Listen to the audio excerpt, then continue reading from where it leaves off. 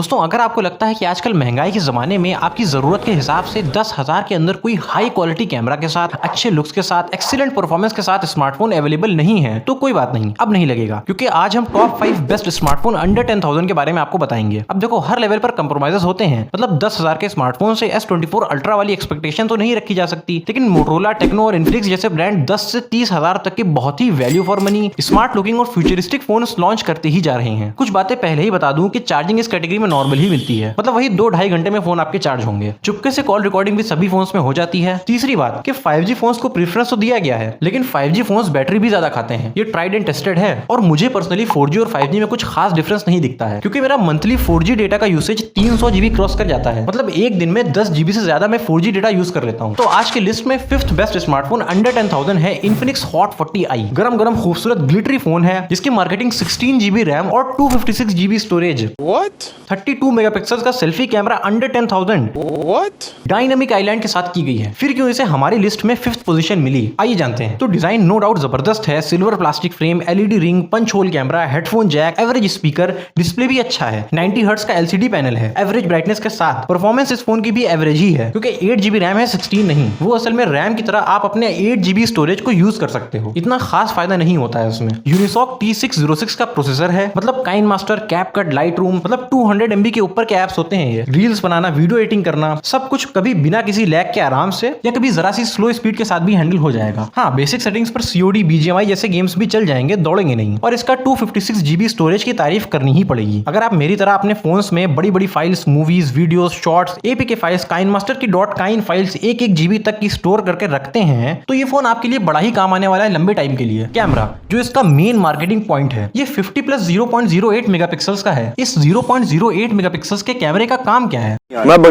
मानो इसके बिना फोन कंप्लीट ही नहीं है। आसान भाषा में कैमरा नंबर्स के हिसाब से ज्यादा अच्छा नहीं है, कलर टोन एवरेज है, डिटेल्स भी एवरेज हैं, वीडियो स्टेबल बिल्कुल नहीं है, मानो नेपाल में अर्थक्वेक के टाइम पे शूट करी गई हो। खैर, बैटरी इसमें भी 5000 mAh की है, 18 वॉट की चार्जिंग के साथ 1 से 2 दिन नॉर्मल यूसेज पर आराम से चलेगी। साथ में ये फोन 4G है, 5G नहीं है, तो बैटरी और भी बचेगी। वैसे तो इंडिविजुअल लेवल पर 4G और 5G में इतना खास डिफरेंस नहीं होता है, लेकिन फिर दूसरे ब्रांड्स हैं जो इस प्राइस पॉइंट पर आपको 5G दे रहे हैं, तो इस फोन के कैमरा की और 4G की प्रॉब्लम को सॉल्व करने के लिए आता है 4th best smartphone under 10K, Poco M6 Pro। दोस्तों ये फोन अगस्त 2023 को लॉन्च हुआ था और परफॉर्मेंस इसकी टैगलाइन है। स्नैपड्रैगन 4 Gen 2 का लेटेस्ट पावरफुल प्रोसेसर है, 6 GB रैम है LPDDR4X टाइप की, 128 GB स्टोरेज है UFS 2.2 का, मतलब हैवी वर्क, खूब सारे टैब्स खोलना, देर तक वीडियो रिकॉर्ड करना, वीडियो एडिट करना, बड़ी बड़ी फाइल्स कॉपी पेस्ट करना, डॉक्यूमेंट्स एडिट करना, काइन मास्टर, कैपकट, बिजली, आंधी, तूफान, और साथ में हाई सेटिंग्स के साथ BGMI और COD जैसे गेम्स भी आराम से चल जाएंगे। और इस फोन में लुक्स का खास ध्यान रखा गया है। गोरिल्ला ग्लास विक्टस 3 की क्वालिटी प्रोटेक्शन है और बैक पैनल में भी ग्लास दिया गया है इस कैटेगरी में। और 30,000 तक के फोन्स में अक्सर आपको स्मार्टफोन प्लास्टिक बैग के ही साथ मिलते हैं। ग्लास बैग थोड़ा हाई क्वालिटी प्रीमियम स्मार्टफोन्स में मिलता है, लेकिन पोको M6 Pro एक well designed premium looking phone का फील दे रहा है अंडर 10,000। LCD डिस्प्ले है 90 हर्ट्ज के रिफ्रेश रेट के साथ, 550 निट्स की सफिशिएंट ब्राइटनेस के साथ। डिस्प्ले बेस्ट से हल्का सा कम है। बाकी छोटे मोटे features, headphone Jack, Type-C port, एक अच्छा 7 out of 10 speaker, IR blaster जैसी कीमती टेक्नोलॉजीज जो कोचिंग में चुपके से AC चलाने के काम आती थी,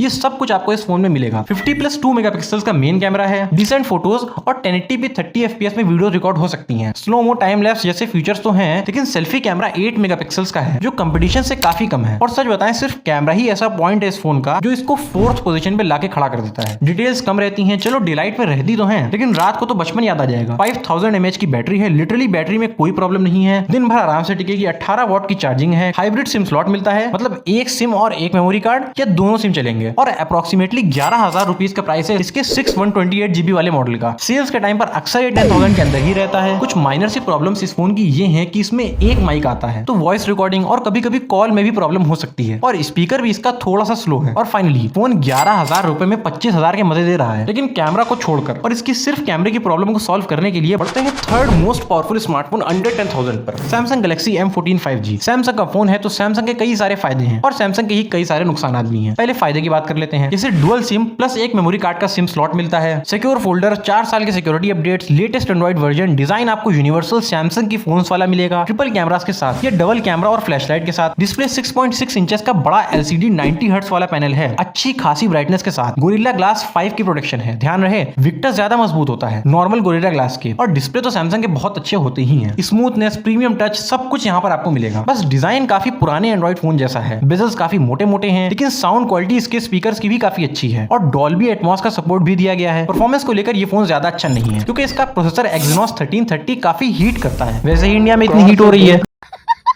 तो गेमिंग वगैरह हो तो जाएगी, लेकिन हीटिंग की वजह से लैग्स, फ्रेम ड्रॉप्स होंगे। और वैसे भी एक बार फोन हीट कर गया तो फोन किसी काम का नहीं रह जाता है, इवन उसको पकड़ना भी हानिकारक होता है। कैमरा सैमसंग ने प्रॉमिसिंग दिया है, बात की बात, दिन हो या रात। इसकी detailing, colour contrast, colour tone, stable high quality video सब कुछ दूसरे ब्रांड्स 20,000 में देते हैं या देने की सोचते हैं। तो अगर आप फोटोग्राफी का शौक रखते हो, घर से निकलते ही कुछ दूर चलते ही आप फोटोज खींचना चालू कर देते हो, सिनेमैटिक वीडियोस बनाने की कोशिश करते रहते हो, क्योंकि हर किसी से तो बनती नहीं है, तो उन सब के लिए ये फोन आपके लिए आइडियल है। और फोटोज वीडियोस बनाने में बैटरी काफी यूज होती है, तो 6000 mAh की बैटरी भी मिलेगी इस M14 में, इसीलिए वेट और थिकनेस इस फोन की हल्की सी ज्यादा है। इसके 6GB रैम और 128GB स्टोरेज वाले मॉडल का प्राइस इस वक्त 12,000 या उसके आसपास है, और सिर्फ सेल्स के ही दिनों में ये फोन 10,000 तक आता है। और हमें तो अभी चाहिए फोन, अभी के अभी। और तो और डिजाइन तो एक अच्छे बैक कवर से भी ठीक हो सकता है, लेकिन इस फोन में चार्जर भी नहीं आता है, और सैमसंग का 25 वॉट का ओरिजिनल चार्जर 1400 रुपीज का है। तो यार घुमा फिराकर इस फोन में भी दो बड़ी बड़ी प्रॉब्लम्स आ ही गई, जिनको सॉल्व करने के लिए आता है second most powerful smartphone under 10,000 में, मोटो G24 पावर। एक एक करके जल्दी से पता करते हैं इस फोन में पोको M6 और सैमसंग M14 के मुकाबले क्या क्या है। सबसे पहले बॉक्स में चार्जर है 30 वॉट का USB Type-C केबल के साथ, जिससे आप 2 घंटे में 6000 mAh जितनी लंबी बैटरी चार्ज कर सकते हो। 2 लफ्जों में 2 से 3 दिन बैटरी चलेगी। और एक और मजेदार बात कि सैमसंग के M14 में बड़ी बैटरी की वजह से फोन काफी थिक हो जाता है, साबुन जैसा, लेकिन इस G24 पावर में डिजाइन बहुत ही स्लिम, स्मूथ, कर्व और जबरदस्त है। परफॉर्मेंस के लिए इसमें एक स्टेबल 4 साल पुराना प्रोसेसर लगाया गया है, MediaTek Helio G85 का। ओल्ड इज गोल्ड वाली परफॉर्मेंस इस फोन में है। सॉफ्टवेयर काफी हल्का है, तो बड़ा ही स्मूथ एक्सपीरियंस आपको मिलता है। अगर आप बहुत ज्यादा documents, calculator, notes, social media, Canva, Lightroom use करते हो तो ये फोन आपको बिल्कुल निराश नहीं करेगा। इवन गेमिंग भी आप 2-2.5 घंटा करोगे तो टेम्परेचर 40 डिग्रीज तक ही रहेगा। तो परफॉर्मेंस डिपार्टमेंट भी सैमसंग के M14 से अच्छा है। डिस्प्ले में भी लिटरली कोई शिकायत नहीं है, अच्छी खासी ब्राइटनेस है, डुअल स्पीकर्स हैं, मस्त crispy crystal clear clean sound quality आप इस फोन में एंजॉय कर सकते हैं। डॉल्बी एटमॉस के साथ 50+2 मेगापिक्सल्स का डुअल कैमरा इसमें भी है, 16 मेगापिक्सल्स का एक पंच होल फ्रंट कैमरा है, कतई मॉडर्न लुक्स के साथ। इसमें भी camera quality, photo quality, video quality Samsung के M14 जैसी जबरदस्त है या फिर हल्का सा कम है। और इस फोन को भी आप अपने फोटोशूट, प्रोडक्ट शूट वगैरह के लिए यूज कर सकते हो। डुअल सिम प्लस एक मेमोरी कार्ड, 3 इयर्स के सिक्योरिटी अपडेट्स जैसे इंपॉर्टेंट फीचर्स आपको इस G24 पावर में भी मिल जाएंगे। अब आप देखो कि पिछले दोनों फोन्स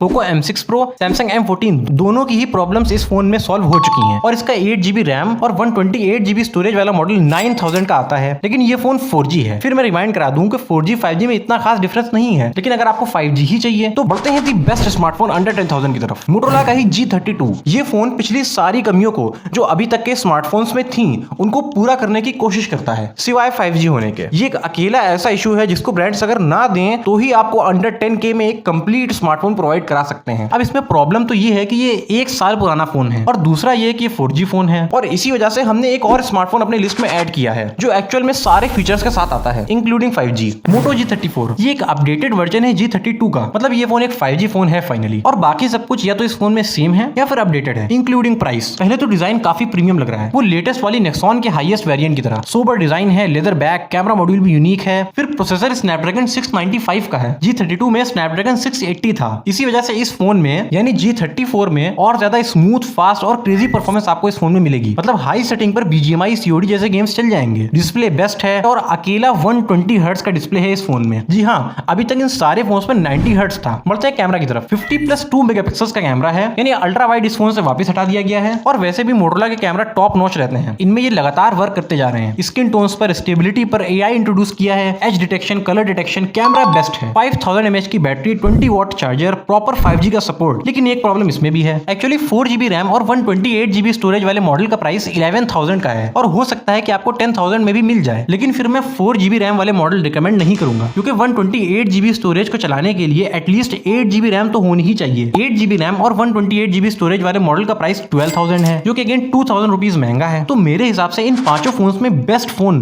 जो मैं आपको रिकमेंड करूंगा वो मोटोरोला का ही G24 पावर है। इसका रीजन ये है कि मैं ये लेके चल रहा हूँ कि भाई एक लड़का है, उसके पास सिर्फ 10,000 रुपीज ही है और उसको अपनी लाइफ में कुछ करना है इंस्टा रील्स देखने के अलावा, और इस प्राइस रेंज में बेस्ट से बेस्ट ज्यादा से ज्यादा परफॉर्मेंस तो यही फोन दे रहा है, मोटोरोला का G24 पावर। एक आम यूजर की needs, speaker loud and clear होना चाहिए, कैमरा अच्छा होना चाहिए। कितने इंस्टा यूट्यूब चैनल ऐसे हैं जो सिर्फ स्मार्टफोन के कैमरे के दम पे 0 से 1000 सब्सक्राइबर फॉलोअर्स गेन कर चुके हैं। आप कहीं पब्लिक प्लेस पर हो, कोई गलत सलत एड्स आ गए, फोन लैग मार गया, आपके काम में दखल आ गया, आपकी सिक्योरिटी, बल्क में नोटिफिकेशंस आ रहे हैं, पता चला किसी एक पे गलती से टच हो गया और बैंक के ऐप से पैसे कट गए, तो ये सब मोटोरोला के G24 में और नॉर्मली मोटोरोला के किसी भी फोन में देखने को नहीं मिलता है। और सैमसंग के फोन इंडिया में जल्दी से EMI पर मिल जाते हैं, बस आधार कार्ड दो, एक आध डॉक्यूमेंट पे साइन करो और फोन ले जाओ। तो ये प्लस पॉइंट है सैमसंग के फोन का। आपकी नई नई जॉब लगी है, सेविंग्स नहीं है, फोन चाहिए, जाके ले लिया सैमसंग का फोन EMI पर। लिंक सबके डिस्क्रिप्शन में है, जाके जरूर चेकआउट करिए और वीडियो को लाइक, सब्सक्राइब और शेयर जरूर कीजिए।